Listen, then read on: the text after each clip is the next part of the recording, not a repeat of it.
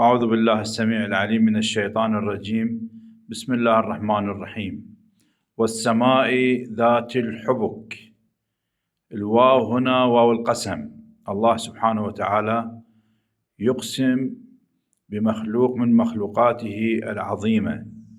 هذا المخلوق العظيم هو السماء، فيقول والسماء بالكسر ذات الحبك، يعني قسما بالسماء ذات الحبك، يعني ذات الطرق أو المسالك.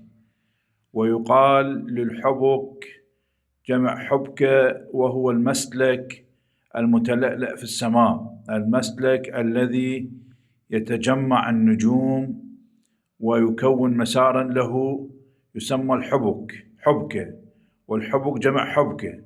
إذن الله سبحانه وتعالى يقسم يقول والسماء ذات الحبك إنكم لفي قول مختلف. هذا انذار للكافرين وإرشاد للمؤمنين، يقول لهم أنتم بإزاء قضية سيكون القول فيها مختلف. ما هذه القضية؟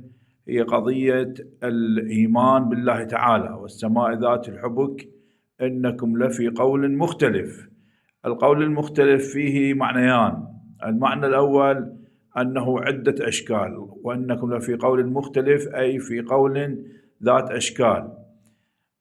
والمعنى الثاني أنكم لفي قول مختلف، يعني اختلاف الصغير والكبير، اختلاف الصغير والكبير. بماذا تفيدنا هذه الآية المباركة؟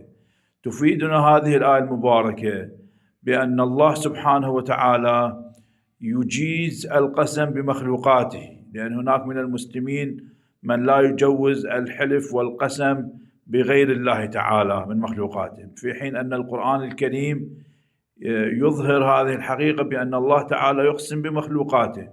إذن القسم بمخلوقات الله تعالى جائز، هذا أولا.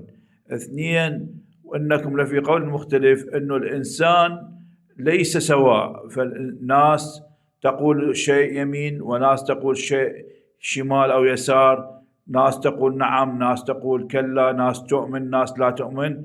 إذن ممكن الآية ترشدنا إلى اختلاف الناس في أقوالهم وأفعالهم، فنحن لا نتفاجئ بأن الناس إذا آمنت بفلان أو لم تؤمن به. الناس أحرار أن يؤمنوا أو لا يؤمنوا، ولكن الحجة القائمة عليهم بأنهم يجب أن يبحثوا وأن يتدبروا، ويجب أن يفتشوا عن مكامن العلم، عن لغات العلم، حتى يطوروا أنفسهم. يعني كل الناس العلماء طلبوا العلم عند أبواب العلماء، انحنوا وتواضعوا للعلماء حتى أصبحوا علماء، ليس يأتي من اللعب واللهو وما إلى ذلك. نسأل الله سبحانه وتعالى لكم حسن العاقبة، ونسأل الله سبحانه وتعالى أن يحفظ العراق وأهل العراق، وأن يستر عليكم ويرشدكم إلى الخير والصلاح، إنه على كل شيء قدير، والحمد لله رب العالمين.